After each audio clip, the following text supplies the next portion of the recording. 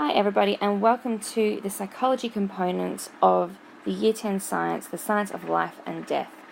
This Explain Everything is a resource designed to help teachers who are new to teaching psychology, all of the key terms, how everything works together in a way that will hopefully help you to engage your classes.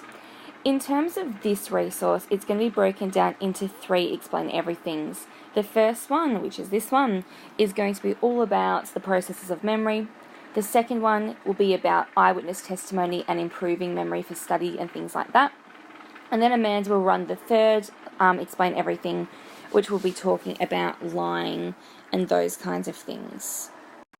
If at any stage before, during or after your teaching of psychology, if you have any questions or concerns or you want some help, please feel free to contact myself or Amanda and we will happily help you.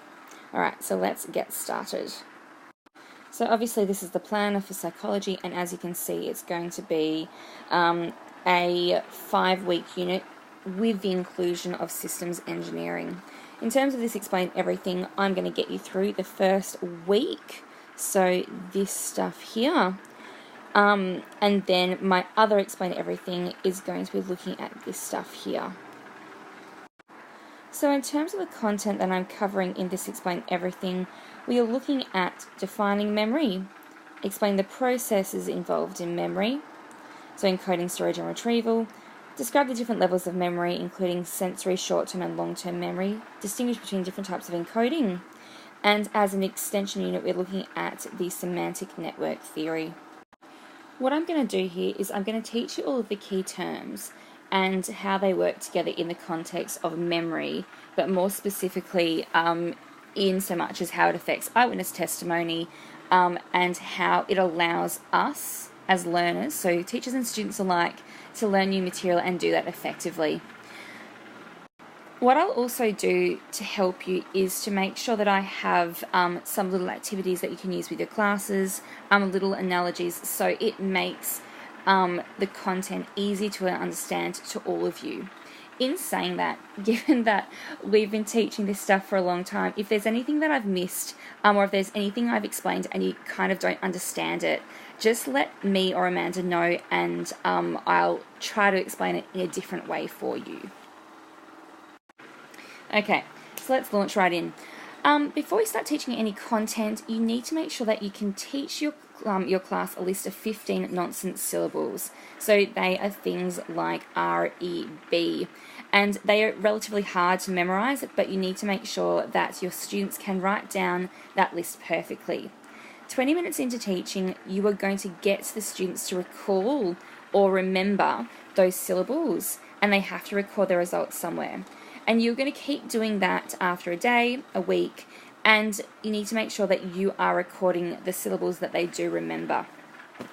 What this is hopefully going to demonstrate is something called the forgetting curve, which is this kind of thing over here. And what that, shows is the rate and amount of forgetting over time. Now, that's particularly relevant for eyewitness testimony or any kind of information that we learn, because what it actually means is that, realistically, from every learning experience, we only actually retain about 30% of information in any kind of experience. So all of the concepts learned in this area should be linked back to forensic psychology. Forensic psychologists commonly apply psychological knowledge to legal matters in terms of both criminal and civil areas. More specifically, what you guys will be looking at in this unit is eyewitness testimony and all of the elements surrounding that. A good hook for your students is to look at particular cases of eyewitness testimony that's resulted in a conviction, and then later on the conviction has been overturned. So one person you can look at is Reuben Hurricane Carter, who was a boxer. He was wrongfully convicted of a triple homicide and was convicted mainly because of someone's eyewitness testimony. There are many more case studies that you can use to hook your students with this particular information. If you're looking for something else, I know there's a good one in one of our old 3-4 textbooks that I can send to you if you should be interested.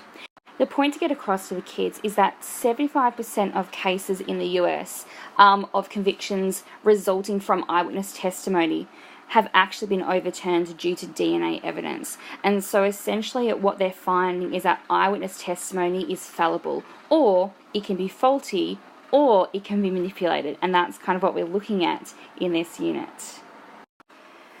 Okay, so we're starting with the introduction of memory. Before we even talk about the fallibility of eyewitness testimony and how to kind of enhance your memory in a crime scene and things like that, it's really important for you and for students to understand the core process of memory and how they interact and work together to allow you to take information from the environment, store it, and retrieve it in a way that's effective. Okay, so memory is an information processing system. So what that means is that it takes in information from the external and internal environment, and it receives, organises, stores, and recovers that information when needed. Memory is considered an active process because it picks and chooses the most relevant information for your requirements. It actively encodes, organises, and stores information.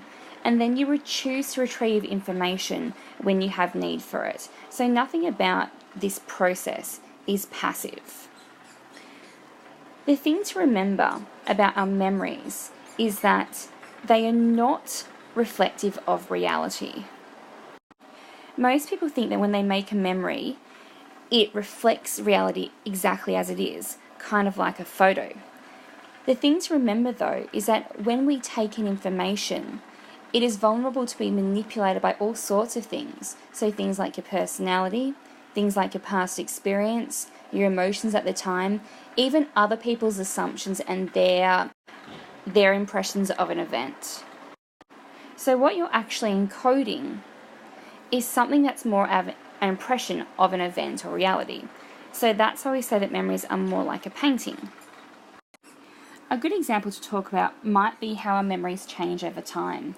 So I tend to use the example of going to a party that you really, really hated, and then you come to school the next day and you talk to your friends about how much you hated the party, but their impression of the event was maybe a little bit different. So they kind of liked the party and they have more positive impressions of the party. So if you hear those impressions, those more positive impressions, a lot over a long period of time, and what they can actually do is manipulate your memory, and so that years later, you might not remember the party as a negative event. You might remember it as maybe more, neutral or even more positive, because you've actually integrated other people's impressions with your existing memory. We'll talk about how that actually happens, or the process of that, in the next Explain Everything. So to begin your lessons on memory and memory systems, you can do an activity. So I believe it's a spot the difference activity, and what you can get the kids to do is see how many differences they can spot, and you can ask several discussion questions to kind of like figure out what they know about memory and things like that. So you can ask how many differences you could find, was it easy or difficult, what differences were the easiest to spot and why you thought that was the case, what strategies and techniques you used to locate the last few differences, and why they think memory is important. And that's always a really interesting one. Alternatively, you can ask them the question, would you want to remember every single thing that happened in your life? And I mean, 9 times out of 10, kids would be like, yeah, I'd love to remember everything, tests would be so easy, things like that. But then you can talk about, the processes involved in actually making memories, and why it's maybe sometimes good to forget the more traumatic memories that kids might have. So the information on this slide is known as the information processing model. All of these terms are keywords that kids are expected to know really well, and they will be using them when they talk about the process of memory in relation to the next model that we'll be looking at, which is called the multi-store model. So memory relies on 3 sequential processes. In order for memory to work effectively, all of these processes actually have to be undertaken in order for a memory to be stored and retrieved when it is needed. Each of these terms can be related back to an analogy of a computer. which I'll explain in every step. So we first have encoding. When we encode information, what that involves is converting information into a usable form. So what that means is when our memory systems take in information from the environment, for example, visual information, the eyes receive information as electromagnetic energy. The brain can't actually process electromagnetic energy, so that has to be converted into a form that the brain can use. So that's the first thing that we talk about, encoding. Encoding can also be likened to a computer. So when you are, for example, typing notes onto your computer keys, what actually happens is the information that you type is converted into a format that can be read on your Word document or on your screen. The second word or the second term is storage, and that just means the retention of information in memory over time. Now, that retention over time can be short-term, as in short-term memory. It can also be long-term, as in long-term memory. In terms of our computer analogy, that's just like hitting save on a document that you want to keep for later. Where you store that file is also very important. What this has an impact on, or what it influences, is how easily you can retrieve that information at a later date. If you store a file in a folder labelled memory notes, and those files are relatively well organised, then it stands to reason that when you retrieve the information, you finding the file is going to be much easier than if all of your files were very, very disorganised. And that's actually kind of how our memory systems work. Depending on how you organise information, this can have an impact on how well and how effectively you can retrieve that information. Now, I've said the word retrieve a lot, and retrieval is our last process. So that's the process of locating information and bringing it into our conscious awareness. So this is just like realizing, a year down the track that you need some notes on memory. And so you open up your computer, you go to your well or maybe not so well organized file of documents, and you open up that information, which can then be used in any way that you want. I guess the thing to remember about these three processes is that we can liken them to a computer, but the process of memory is actually quite different to, I suppose, the memory of a computer. The brain doesn't actually store memory in one place. It actually stores memories depending on what kind of modality it is. So visual memories are stored in the visual parts of our brain and vice versa. The storage of information in our brain can actually change over time, and that can be quite distinct from a computer unless the hard drive has been corrupted or something like that. And as I've said before, human memories are representations of reality rather than an exact replica of reality itself. I always find that kids can never remember the three processes.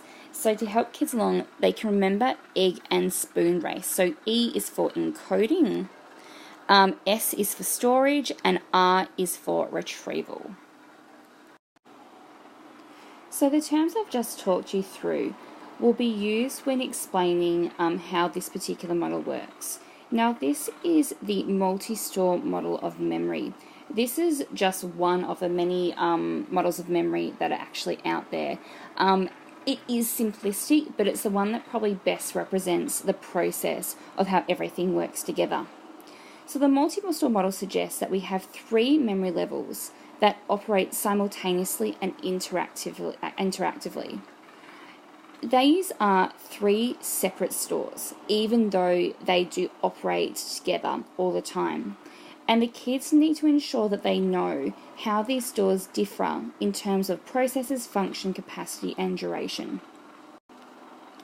What I find is the best way to teach this content is to have a blank copy of this diagram up on the board and have the kids fill in all of the key parts with you, and you actually talk through the process really, really briefly with them before going into more depth about each of the three stores. Okay, so let's talk about this process and how they work together. So the first store of memory is sensory memory. This is a filter and it's the first port of call for sensory information. So essentially what the sensory memory does is it filters out all the information that is irrelevant to us on a day-to-day basis. We are bombarded with all different types and lots and lots and lots of sensory information, and so it's really important that all the irrelevant stuff is filtered out. Sensory memory has an unlimited capacity, so it can hold a lot of information, but it can only hold that information for a relatively limited amount of time, so it has a limited duration. In order for information to be transferred into short-term memory, which is the second store, we have to pay attention to it. We are more likely to pay attention to information that is relevant to us or novel to us. So, for example, if you're talking about something important for a student's exam, they're more likely to pay attention to that kind of information. Or if, for example, something funny happens in class, they're more likely to pay attention to that kind of information. So what's actually happening in sensory memory is lots of stuff is not actually attended to because it's not relevant or novel for the student. If information is not attended to, it's lost forever. And so this is a bit of a good tip that you can give to students. So you can say to kids, a lot of time, after tests or things like that, kids are always like, our teacher never taught us that particular information. That's just not the case. What's actually happening is the information has been taught, but because the kid hasn't paid attention, the information hasn't been transferred to short-term or long-term memory to be stored and retrieved at a later date. So you can make the point, you cannot store information that you've never attended to in the first place. So once we have attended to or paid attention to information, it is stored temporarily in our short-term memory. Short-term memory is where manipulation of information occurs. This is the only store of memory that we are conscious of. We are unconscious of sensory and long-term memory. So this is a really important memory store. Information is manipulated and it is encoded into long-term memory. So when that encoding process occurs, it means that information is converted into another format so it can be stored in long-term memory. Short-term memory has a limited capacity and a limited duration, and so we can extend that duration or how long it's held for by something called rehearsal. If it's not rehearsed, it can be lost from short-term memory. Similarly, we have a limited capacity. We can extend that capacity. However, if we are trying to attend to lots of different things at once, what may actually happen is new information coming into short-term memory can actually push out or displace old information. And again, the information that is displaced, it can be lost from memory forever. Once information is encoded, and that can be done effectively or not, information is stored for a longer period of time in long-term memory. Now, we normally say that the capacity and the duration is unlimited. When information is needed from short-term memory, it is retrieved from long-term memory and it goes back into our conscious awareness, okay? The thing to remember is that long-term memory is thought to be infallible, or it's thought to be indestructible, but that's just not the case. There are lots of different theories that explain why we may lose our long-term memories over a period of time. So the first store that we're going to look at more in depth is sensory memory. Sensory memory's main function is as the entry point for sensory information from the environment. It receives and stores an unlimited amount of incoming sensory information for a brief period of time. The thing to remember is that information stored in sensory memory is stored in its raw format, so it's not encoded. And information has not yet entered our conscious awareness, so we actually don't even realize sometimes that we've noticed a sound or an image. So that's why sometimes you learn things and you don't know why you've learned them. Sensory memory, as I've said before, is also really important because it filters out unnecessary information and prevents us being overwhelmed by the huge amounts of information coming from the environment. The other interesting thing is that sensory memory stores impressions long enough for each impression to slightly overlap the next. And what this does is allows us to perceive the word as being continuous. The rapid decay of information is really important because what it means is that we don't miss out on new important information. The thing to remember is that information is held long enough for our brain to determine if the information is important and should be transferred to short-term memory. When we do determine it as important, for example, if it's relevant, interesting, novel, then we pay attention to it and it is transferred into short-term memory. One thing that kids generally ask me is about the different duration times for different registers. As you know, we have 5 different registers for all of our senses. The ones that we normally look at in psychology are iconic memory and echoic memory. So iconic memory is obviously your visual information. Echoic memory is for auditory information. The duration for iconic memory, as we can see down here, is shorter than it is for echoic memory. This is because we need to actually hold the first part of a word or a sentence in our sensory memory to attend to it and make sure it's important before we can actually respond to it. And so as an example, you can say to the kids, have you ever been in a situation where you've been watching TV or something and your mum's asked you a question and you've gone, what? And then you've gone, oh, and you've actually answered the question? Well, that's because what's happened is your echoic memory has stored part of her question. And then you focus your attention on what she's saying, interpret it, and then you're able to respond to it. To demonstrate the duration of iconic memory, there is an experiment that you can do, and the PowerPoint is on Teams. So it's actually an experiment based on the work of a man called Sperling. So the PowerPoint is very self-explanatory. All you need to do is read through the instructions and decide how long you want the experiment to go for. It is quite extensive, so you only actually need to do really maybe 1 or 2 of the slides for the kids to get the idea. But it's a good way to demonstrate the duration of sensory memory. So the next tool that we are going to be looking at is short-term memory, or STM for short. So STM enables us to work actively on and manipulate information while we take everyday tasks. It has a limited storage capacity, and information can only be stored for a relatively short period of time unless it's renewed in some way. So it allows us to retain information long enough to use it. For example, if you're looking up a phone number and keeping it in your awareness, it lets you keep that information there long enough in order for you to dial it, and then you'll forget the information. Information is no longer an exact replica of the sensory stimulus, but it is a representation of one. If kids ask you what the representation is, it's actually a physical representation, but you just need to say it's a different format to how it came into your sensory memory. So short-term memory is a little bit special because it can receive information from your sensory memory, and it can also receive information from your long-term memory. And as we said before, information needs to be encoded, so it needs to be converted, so it can be moved from short-term memory to long-term memory. That could be done in a number of different ways, which we'll talk about in the next set of concepts. The thing about our short-term memory is that it has a really limited capacity, so it can actually only retain 5 to 9 pieces of information at one given time.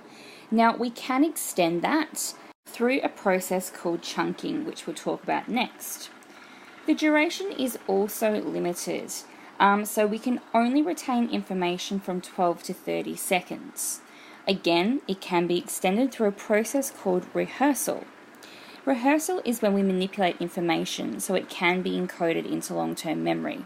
We can do that one of 2 ways. We can use something called maintenance rehearsal, and that's when we subvocally repeat the information in our heads. That's quite passive, it's very easy, but it's not very effective in storing it or transferring the information into long-term memory. So you would most likely to use it to extend the duration of short-term memory with meaningless information. If you're wanting to encode information effectively into long-term memory, you might use something called elaborative rehearsal, and that's when you are actively working on the information by linking old information already stored in long-term memory to new information. Just one thing to remember is that information can disappear from short-term memory in one of 2 ways. Kids just need to know that it can disappear, and if it does disappear, it's lost forever. If the capacity of short-term memory is exceeded, information is going to be displaced, so it's actually pushed out of short-term memory. If the duration of memory is exceeded, that actually means that the information has decayed from short-term memory. In terms of activities, there is an activity that you can do on short-term memory capacity. So you can read out a set of numbers, so set 1, and I believe this will be in the teacher manual. And so once you've finished reading them, the students will write down the numbers that they remember in the correct order. You need to go through each set of numbers in order, and they should be able to find the first 2 sets relatively easy, but they may start to struggle from set 3 onwards. So what you'll generally find is if the set has more than 6 to 7 to 8 numbers, the kids generally are not going to remember them all, and that's because our capacity is limited. One way that we can increase the capacity. So as previously said, we can increase our capacity by something called chunking. As we know, we have the space for about 7 to 9 items in our short-term memory. So if, for example, you're remembering a phone number, so 042x239x43, then that will actually exceed the capacity of short-term memory because it has 10 items, and we can only really fit at most 9 items in our memory. What we would do is we would actually break down these 10 numbers into 3 chunks, and you might do that using several different techniques, but rhyming is a really good one, or a rhythm is a really good one. So we've got 042 something, 239, x43. So rather than having 10 spaces that are taken up in your short-term memory, now you've only got 3 pieces of information or chunks that are being taken up by your short-term memory. So that's why it's actually really easy to remember your phone numbers. So rather than going 04342822373 as separate spaces, you will remember as 04342822373. So in terms of an activity that you can do to demonstrate this particular concept, you can read out a set of numbers, and again I believe that they're in the teacher manual, but rather than just trying to remember them as just sequences, the students will need to chunk them. And so just a bit of a tip as to how you can do that in your classes. When you're reading the original list to demonstrate the capacity, make sure you read them in a monotone way, and make sure you leave about a second or 2 seconds in between each letter. So you might say 4, 2, 7, 8, 9. When you're doing the chunky one, make sure you really chunk them. So 2, 4, 7, 8, 9, 10. So the kids can have a really clear idea of how the numbers or the letters are grouped. The kids should be able to remember more numbers this time because they've remembered them in chunks. And then what you can actually do is you can discuss with the students about using meaningful encoding when you're chunking. So rather than chunking just random letters, even if it's rhythmically, you can actually chunk using things that are meaningful. So as we can see down here, rather than using these things here, we go VIC, IBM, AFL, and NAB. So because that's meaningful to them, it has other meanings. They should better remember that better or more effectively. So our last slide is relatively easy to talk through. So this is long-term memory, so this one here. It stores large amounts of information for potentially forever. Information is stored semantically, or it is stored according to its meaning. And information moves into short-term memory through retrieval. Both the capacity and the duration is unlimited. However, there are lots of theories that explain why some information can be lost from long-term memory. So in order for information to be transferred into long-term memory from short-term memory, it has to be encoded. There were 2 theorists, Craik and Lockhart, and they suggested that the number and types of associations made between new knowledge and previous knowledge had a really big impact on how well the information was encoded and therefore stored into long-term memory. So they suggest there are 3 levels at which we encode information. We have visual or physical encoding, and that's encoding information based on what it looks like. So if you were to try to remember the Australian flag, based on this method, you might look at the colours and how many stars there are on the flag, and so that would be visual or physical encoding. The second level was acoustic or auditory encoding, and that's encoding information based on how it sounds. Now, for the Australian flag, what that might mean is you link it to words that it rhymes with, so flag, bag, sag, things like that. And the last level is semantic encoding, which we know means based on meaning. The way you might encode information about the flag is by thinking about what each of the elements of the flag means to you, and maybe the last time that you saw the flag. Depending on how we encode information, this has an impact on how long and how deep we store the information for. Generally, what we suggest is that semantic encoding is the best way to encode and therefore store information for a relatively long period of time. When Craik and Lockhart did experiments based on encoding information on these particular methods, what they actually found was that with the visual or structural encoding, participants only remembered about 20% of the information that they had encoded. And so what that meant was because only a relatively weak memory trace was formed. For those who use phonemic or auditory or acoustic processing, they could recall about 50% of information. And for those people who use semantic encoding, they record about 80% of the information. Just before I explain a little bit more about semantic encoding and why it's the best one to use, there is an activity that you can do which demonstrates this on types of encoding. Obviously, the PowerPoint is on Teams. Again, it's pretty self-explanatory. But what I would suggest is that you maybe do the experiment prior to teaching the theory, so students kind of don't guess what you're doing and screw up the experiment. So again, semantic encoding led to participants recalling up to about 80% of the information that they had learnt or encoded. This was because semantic encoding allows us to assign meaning to the information and link it to existing memory in long-term memory. So in actuality, what they were using is a form of elaborative rehearsal. It's a much deeper level of processing than either visual or acoustic encoding, and so as a result, we're more likely to effectively store and retrieve information from long-term memory. In terms of long-term memory, we actually have different categories of long-term memory. So we have implicit and explicit memory. So implicit memories are things that we recall consciously, and we have implicit memories. Those are memories that are recalled unconsciously, like how to ride a bike and things like that. Because we have different types of memories, it's really important that we organise all of the information in our long-term memory effectively. We don't typically store information in the way that we see it in the environment. What we actually do is we organise it into meaningful clusters of related categories. One way that you can demonstrate this is through using the activity 12 months in a year.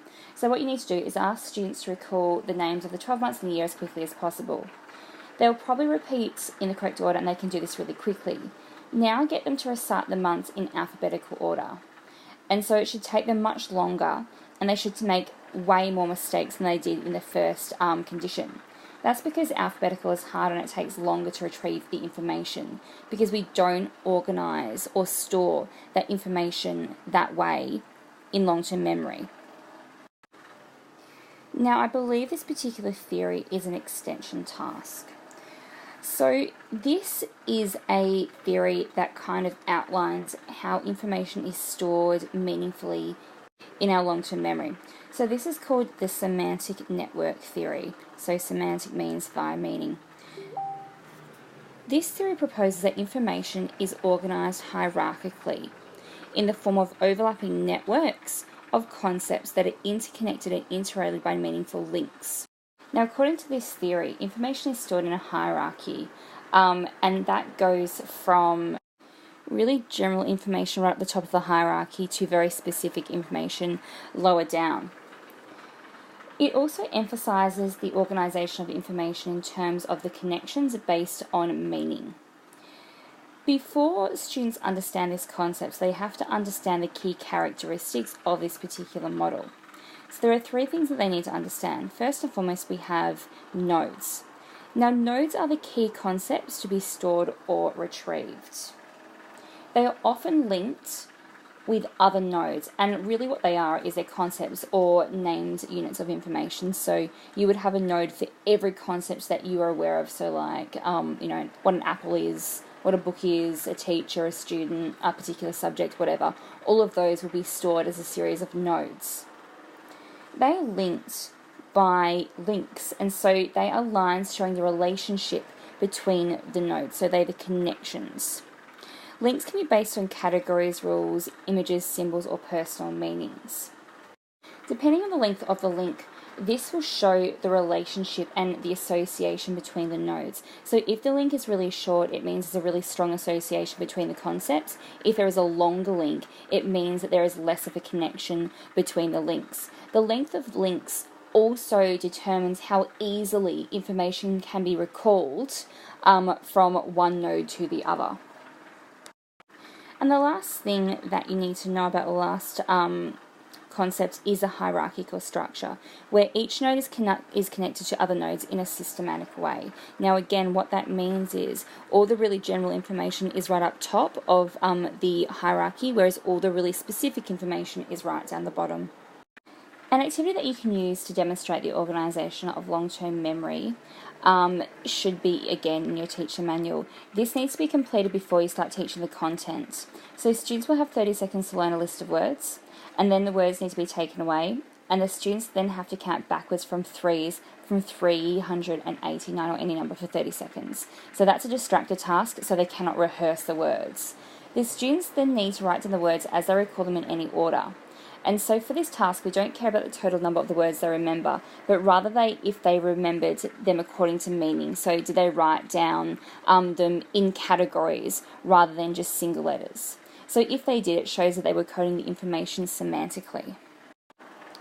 So now that students have an idea of, the key characteristics of the model, and just FYI, this is a really good diagram that you can use to kind of like show the hierarchical nature of memory as well as the nodes and the links.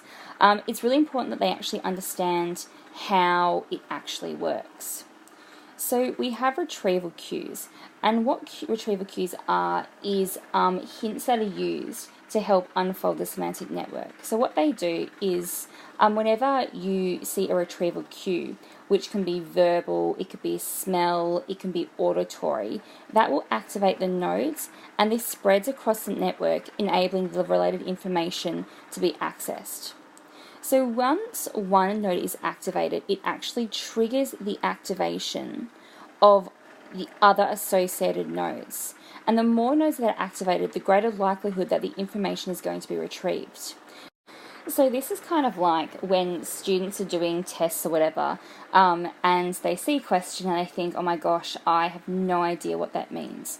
What they should actually do, or what they might do, is they might just move forward with the other questions, and then a little while longer, like 5 minutes later or whatever, they might go, oh, that's actually the answer, and then they can go back and complete the question. With something like that, that's actually because the cue that they've received in the question might not actually completely match the retrieval cue that's activated a specific node. So the node has to activate all other associated nodes until it finally finds the correct information. Now, sometimes depending on how well the cue matches the actual node in the brain and how far away the correct information is, it can actually take a little while.